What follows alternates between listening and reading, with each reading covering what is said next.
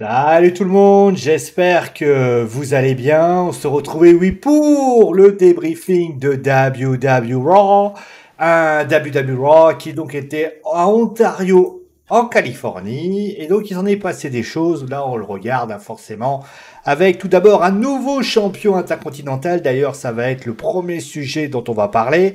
On parlera ensuite, eh bien, de la stipulation, du Shark Cage qu'on va parler bien évidemment. Il y aura Drew McIntyre dans l'histoire. On parlera également de ce qui se passe entre Sami Zayn et Gunther et pourquoi quelque chose qui va pas, mais je reviendrai là-dessus à ce moment-là.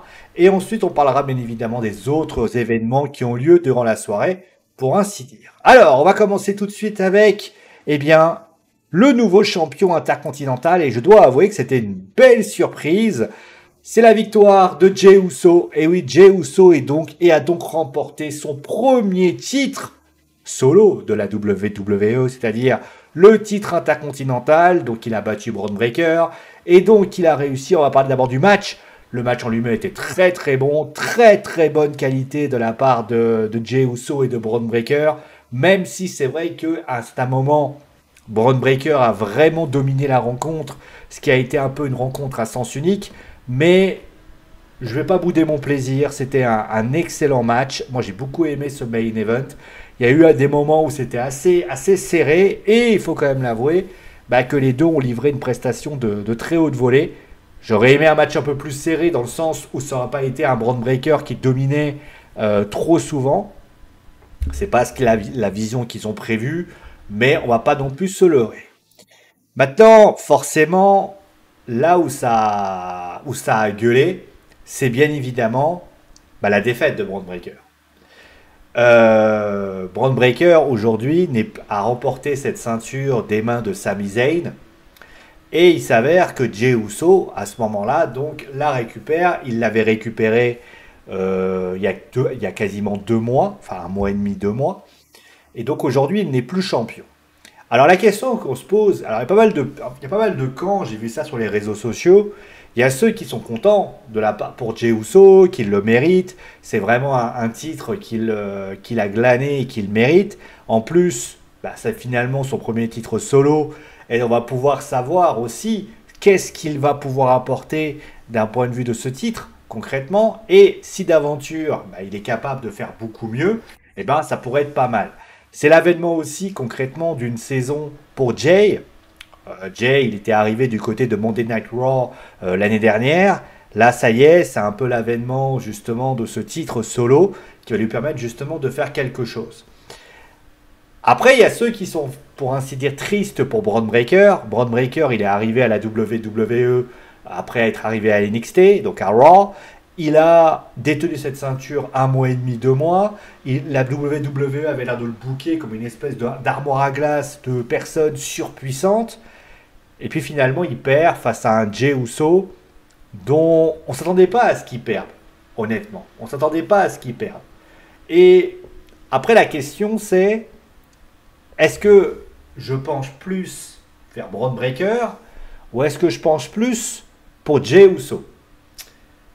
En fait, moi je m'attendais, je vais vous dire la vérité, moi je m'attendais à une intervention du Judgment Day. Si on suit la logique, depuis quelques semaines, la WWE fait tourner Jey Uso autour de Damien et de Rhea. Et vous avez pu le remarquer, d'ailleurs, Damien n'était pas là. Et à aucun moment, le Judgment Day est venu. Pas de Carlito, pas de JD McDonald, pas de Finn Balor, pas de Liv Morgan, pas de Dominic Mysterio. Au final, le Judgment Day, à part un match dont on va débriefer, ils n'ont absolument pas été présents. Alors, mon impression par rapport à ça, et c'est pour ça que j'ai un énorme bémol par rapport à ce qui s'est passé, c'est que j'ai le sentiment que la WWE a voulu donner ce titre à Jey Uso pour finalement faire en sorte que il va y avoir les War Games, ça je vous le dis. Je pense que Jey Uso va intégrer le War Games avec Damien et Rhea. Je le vois gros comme une maison. Il faudra un quatrième larron qui sera certainement Sami Zayn. Je pense que ça va se passer comme ça. Donc Sami Zayn va intégrer ce momentum-là. Et donc ça va te faire un 4 contre 4. Donc ça va faire GD, Finn, Carlito et ça va faire GD, Finn, Carlito. Dominique, il en manquera un dernier. On trouvera forcément quelqu'un. Et moi verrais bien d'ailleurs la possibilité de créer un 5 contre 5, voire même un 4 contre 4 si tu as vraiment envie de faire quelque chose de pas trop mal. Et pouvoir justement apporter quelque chose. Je le vois comme ça.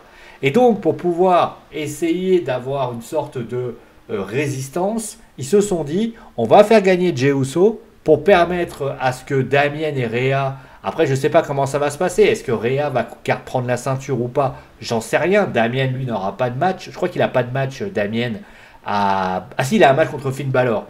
Mais concrètement, tu vois que les choses sont en train de se redresser au fur et à mesure. Est-ce que, bah, par exemple, on peut imaginer peut-être aussi un Jey Uso qui perd cette ceinture à Bad Blood parce que, eh bien, tu as le Judgment Day qui intervient. Si tu veux créer quelque chose sur Survivor Series, tu es obligé de créer un vrai momentum. Tu es obligé de faire en sorte que Jey, eh bien, il se retrouve, on va dire, en colère par rapport au Judgment Day. Là, c'est vrai qu'il intervient, mais qui c'est qui l'a attaqué la semaine dernière? C'est pas le Judgment Day, c'est Bron Breakker. Il y a 2 semaines, c'était pareil. Il y a 3 semaines, c'était pareil. Donc au final, le fait que lui n'a jamais été en contact direct. Alors après, je vais revenir sur une autre rumeur dont les gens arrivent. Les gens arrivés, ça pouvait arriver. Je vais revenir sur une rumeur d'ailleurs qui tout le monde dit. Ils me disent souvent, ouais, mais j'imagine que Bron Breakker, qu'il va aller aussi, qu'on va certainement avoir un match entre Jey Uso et, je sais pas, Jacob Fatu pour le titre intercontinental. J'y crois pas. Pourquoi? Parce que, très clairement, la WWE ne ramènera pas Jey Uso. D'ailleurs, on le voit. Lors du segment qui a eu lieu à SmackDown vendredi, à qui il a fait mention? Le Wise Man, Paul Heyman, Jimmy Uso, mais il n'a jamais fait mention de Jey. S'il avait fait mention de Jey, j'aurais dit pourquoi pas. Mais il n'a jamais fait mention de Jey Uso. Pourquoi? Parce que Jey Uso est à Raw.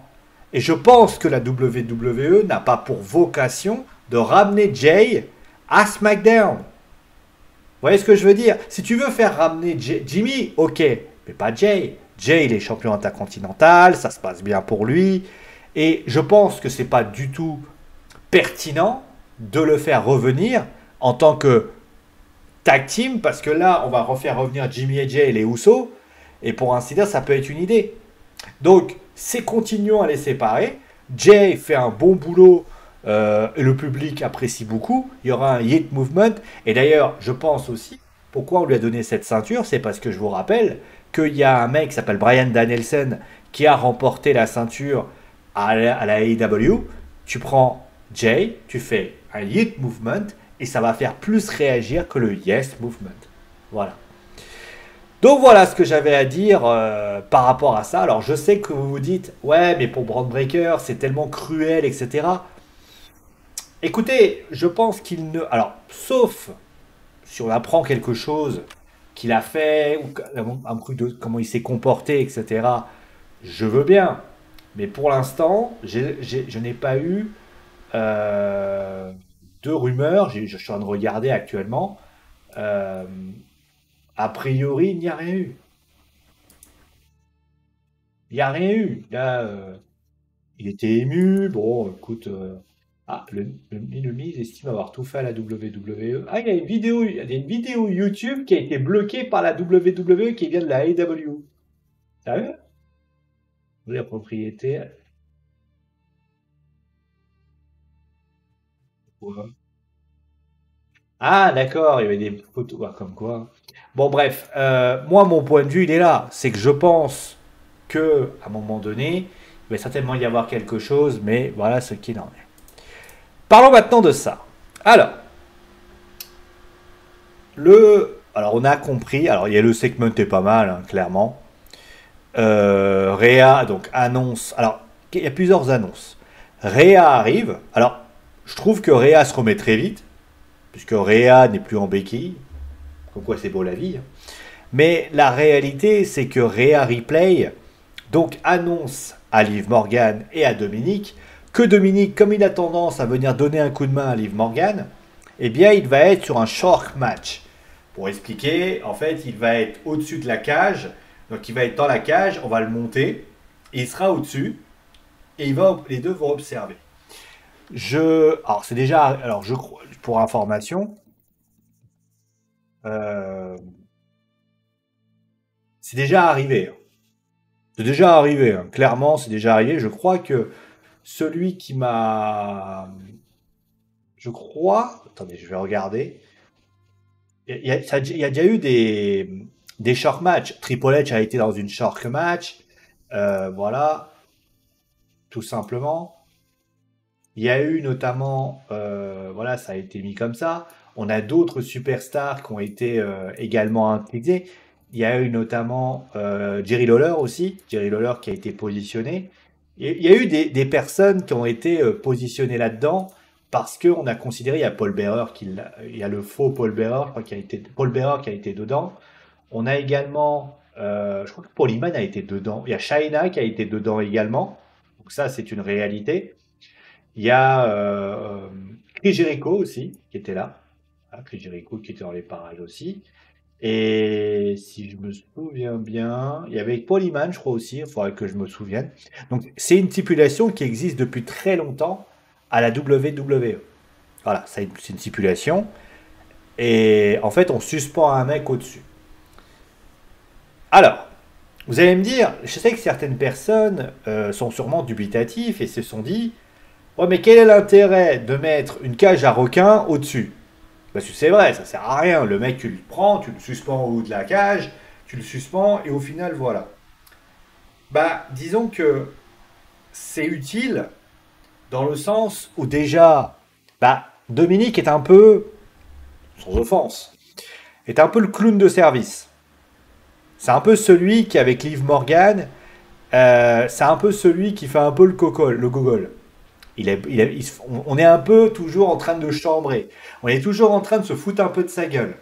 À juste titre, parce que c'est son personnage qui veut ça. Je pense que le voir au-dessus d'une cage comme ça, suspendu, bah les gens ils vont le regarder, ils vont trouver ça amusant, et on va être toujours en train de le regarder à un moment donné. Après, il ne faut pas oublier une chose, c'est que être au-dessus de la cage ne change pas le fait qu'il peut quand même intervenir. Si demain, admettons, il a, je sais pas, un point américain dans les mains, dans le slip, il peut très bien le prendre, faire, je le montre comme ça, faire, chloup, et le point américain, il atterrit sur Liv Morgan. Donc, il va intervenir. Pardon, il peut aussi, admettons, sortir de la cage. Comment il peut faire? Il est assez fin, il essaie de passer entre les deux, donc il y a des possibilités. Après, il serait très haut, on est bien d'accord là-dessus. Mais ça peut être une possibilité aussi. Mais je comprends l'intérêt dans le sens, en plus c'est Bad Blood, Blood, le requin, les requins, voilà, les dents de la mer. Je me dis que ça peut être comme ça. Après, les gens, ils aiment pas. Je peux comprendre. Parce que c'est vrai que c'est pas une stipulation de dingue. Par contre, il y a un truc que je voulais dire, c'est que oui, ça va faire que Dominique, mais en fait, ça va faire que finalement, ça n'en change pas le fait que le Judgment Day peut quand même intervenir. C'est-à-dire que malgré le fait qu'il y ait ça, qu'est-ce que ça change? Finn est toujours là. Alors Finn affrontera Damien, mais JD et Carlito sont quand même là.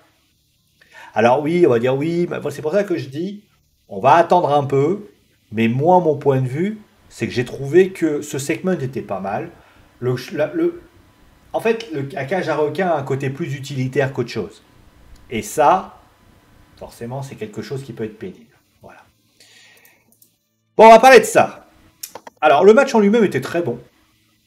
Même si Sami Zayn a beaucoup subi et ça m'a un peu gêné, mais il était très bon. Franchement, très bon. Très bon match entre Sami Zayn et Ludwig Kaiser. Ludwig qui encore me confirme tout simplement les qualités qu'il a. Moi, je suis un fan de Ludwig. Et j'espère un jour que la WWE comptera sur lui. Il y a Vinci qui a l'air d'avoir des petits segments. Bon, il se fait toujours démolir en ce moment. Mais j'espère que Ludwig aura son segment, son carrière solo, parce qu'il a vraiment beaucoup de qualité. Ce qui me gêne, c'est ce qui s'est passé après. Je l'ai déjà dit la semaine dernière, je l'ai redit il y a 2 semaines, j'ai redit il y a 3 semaines, et je le redis encore. À quel moment Gunther va arrêter de passer son temps à nous faire languir. Alors au début, c'est rigolo. Sami Zayn arrive, demande un match, te dit écoute, moi je veux un match, etc. Tu te dis ouais, ça peut être intéressant, ça peut te raconter quelque chose. Sauf que ça fait quoi? Ça fait déjà 4 semaines qu'il demande. Quand il y a eu Montréal, enfin Montréal, non. Ah merde, comment il s'appelle Bret Hart, le Canada, quand il y a eu le Canada, tu te dis Bret Hart il a fait ça. Tu peux te dire vas-y, c'est le moment, Canadien, Bret Hart était là, ça peut sortir quelque chose. Non. La semaine d'après, il recommence. Il recommence à dire quelque chose. Il y a Ludwig qui est là. Il se dit non. Aujourd'hui, il te fait un faux espoir parce que on le voyait tout de suite. Ouais, pourquoi on fait pas ça à Ontario, à Californie, pour au final te dire non, j'ai pas envie. Sauf que le problème, c'est que la première fois, ça allait parce que ça nous donnait une sorte de ok, il veut pas parce qu'il estime. Alors encore une fois, je le répète, à partir du moment où tu perds à WrestleMania contre Sami Zayn, tu peux pas dire que tu es plus fort que lui. Parce qu'à un moment donné, Sami Zayn a juste à te dire attends, je t'ai pas battu. Parce que la réalité elle est là. Je t'ai battu. Tu étais champion intercontinental et j'ai battu. Je t'ai battu. J'ai mis fin à ton règne.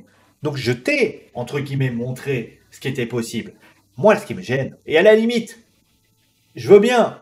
Et ça déjà, c'est une incohérence. Mais ce qui me gêne le plus dans cette histoire, c'est même pas ça. Parce que ça, à la limite, bon, tu veux pas tu veux pas surfer dessus. Mais à la limite, tu veux jouer ce coup à fond. Moi, j'aurais été à la place. C'est-à-dire, on va pas aller chercher très très loin. On va juste prendre la AEW. Parce que la AEW, on se fout beaucoup de ça. Des fois, on se fout de leur gueule parce qu'ils ont des storylines de merde. Mais quand ils font une storyline qui littéralement est la meilleure storyline de tous les temps, enfin de tous les temps, de tous les temps à la AEW, où je considère que ce qu'a fait le storytelling qui a été proposé entre MJF et Cody Rhodes, enfin je sais pas, Cody Rhodes et MJF, excusez-moi, moi j'étais à la place de la WWE, je me suis dit, ah ouais putain ça vaut le coup. Pourquoi Gunther, à un moment donné, ring général, fait pas une MJF? Alors vous allez me dire, ouais mais il n'est pas MJF. Je parle pas du fait, je parle pas du talent, je parle pas de tout ça. Tu veux pas lui donner le match? Il n'y a pas de souci. Parce que tu fais, c'est que tu fais en sorte que Sami Zayn, il a plein de choses. Première semaine, on va faire un fantasy booking. Tiens. Première semaine, tu dis non. Sami Zayn te dit ok, il va au Canada. Au Canada, il dit ok, tu veux un match? Bon, il dit non, machin. La semaine dernière, ouais, c'est pas très loin. Il arrive, il dit bon, écoute, voilà ce qu'on va faire. Tu veux un match de championnat? Ok. Ce que je vais faire, c'est que la semaine prochaine, je vais te donner quelqu'un. Et après, on verra. Et donc, qu'est-ce qu'il fait, Gunther? Il met Ludwig Kaiser. Ludwig perd. Après, il arrive. Ok, t'as gagné. Alors, tout le monde est content parce qu'il croit qu'il a le match. Il fait ouais, mais je suis pas encore convaincu. La semaine prochaine, tu vas affronter Bronson Reed. Ok? Tu vas affronter Bronson Reed. Sauf que Braun Strowman intervient. Comme Braun Strowman intervient, forcément Bronson Reed, bah, il perd un peu. Sami Zayn, il gagne par disqualification. Parce que Sami Zayn finit par gagner. Donc, résultat où il quitte le ring et finalement décompte à l'extérieur. Gunther, il arrive, il dit bon, non, mais moi, attends. Hey, Coco, tu vas me faire croire que c'est suffisant là. Tu me diras, je pense que ça sera pas possible puisque je crois que c'est le 3 et que c'est la semaine d'après. Ouais, c'est ça. Bon, c'est le 30. Bon, on va considérer qu'on va faire ça. Et à ce moment-là, Sami Zayn, à ce moment-là, il dit qu'est-ce que tu veux que je fasse pour que je l'aie? Je veux ce match. Tu veux pas me le donner? Faut que je fasse quoi? Et là, il dit écoute, on va faire un main event. Faire un main event. Et ce main event, ça sera un gauntlet match. Tu vas affronter 5 personnes que j'ai choisies. Si tu réussis, t'as ton match. Et dedans, il se met dedans Gunther. Sauf que Gunther, à la fin, il perd. Voilà. Mais il perd, tu sais, avec l'intervention de Jey Uso, par exemple. Et là, il est obligé d'accepter. Parce que s'il n'accepte pas, il se fait dégommer. Et là, il a son match. C'est comme ça qu'il faut faire. Voire même à la fin. T'as Bronson lui, Gunther il arrive. Ouais, moi je veux que ce match ait pas lieu, c'est pas possible, machin. Sami Zayn, il en a marre. Il met un low kick, il fait une prise de soumission. Qu'importe, faut que j'ai la prise de soumission qu'il veut. Et il oblige Gunter à dire oui. Et voilà, c'est réglé. Parce que je rappelle que la semaine prochaine, c'est le dernier épisode de Raw. Donc ça veut dire que, à ce moment-là, qu'est-ce qui va se passer? Soit ils ont cette idée, ils vont le faire la semaine prochaine, le gauntlet match, j'entends bien. Hein. Mais aux dernières nouvelles, moi j'aurais préféré que, tout simplement, tu prends cette semaine, bah, Ludwig, il n'y a pas besoin de passer par lui. Tu prends une ceinture, tu te tapes avec, tu l'humilies, tu fais ce que tu veux. Là, c'est vrai que c'est un peu dommage. Bon, on va parler de Drew McIntyre. Alors, je reviens sur ce que j'ai dit la semaine dernière. Ils sont pas capables de se croiser, les deux. Ça, c'est quand même dramatique, hein, parce que ça veut dire que Drew McIntyre est malheureusement, ce que je vais dire va être terrible. Bah, Drew McIntyre, faut pas qu'ils se rencontrent, les deux.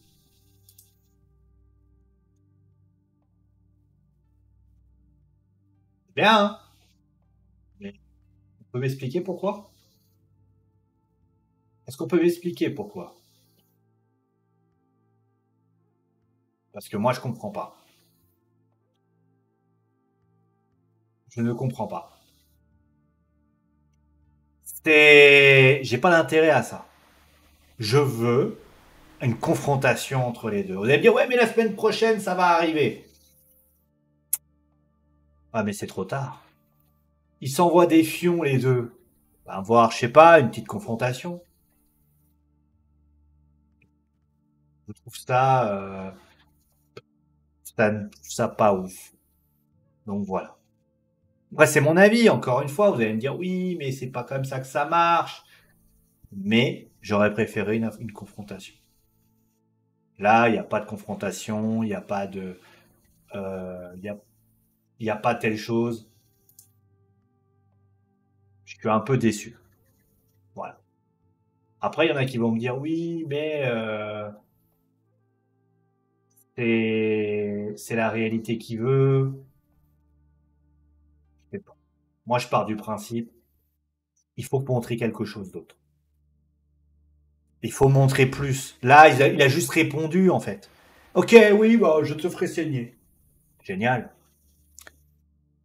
Et après, voilà.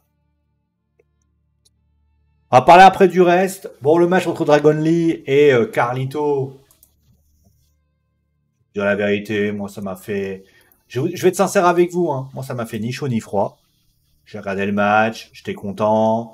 Bon, Zelina Vega qui a décidé de lâcher Natalia et Lara Vacaria. D'accord. Le match en Io Sky, par contre, les damage control étaient plutôt bons. Voilà, ça c'est cool. Franchement, c'était cool. J'étais super content pour eux. Donc ça, c'était cool. Ça, c'était super sympa. Et mais en tout cas, c'était cool. Et après, par contre, en bas, ouais, le côté avec les New Day, bon, on comprend très vite qu'il y a un heel turn qui est en train de qui est en train de se créer concrètement. Donc, on va voir comment ça se passe. Et bah, concrètement, on va essayer, je pense, en tout cas, c'est mon avis, je pense qu'on va voir justement ce qui va se passer avec les choses qui vont se mettre en place. Mais je vais pas vous mentir que je suis quand même un peu dubitatif. Parce que là, voilà. Mais on va voir comment ça se passe. En tout cas, je suis curieux. Je suis curieux. J'ai envie que les choses se passent. On va simplement voir comment ça se passe. En tout cas, bah, qu'est-ce qu'on peut dire du show? C'est un bon show, clairement. Il y a des idées,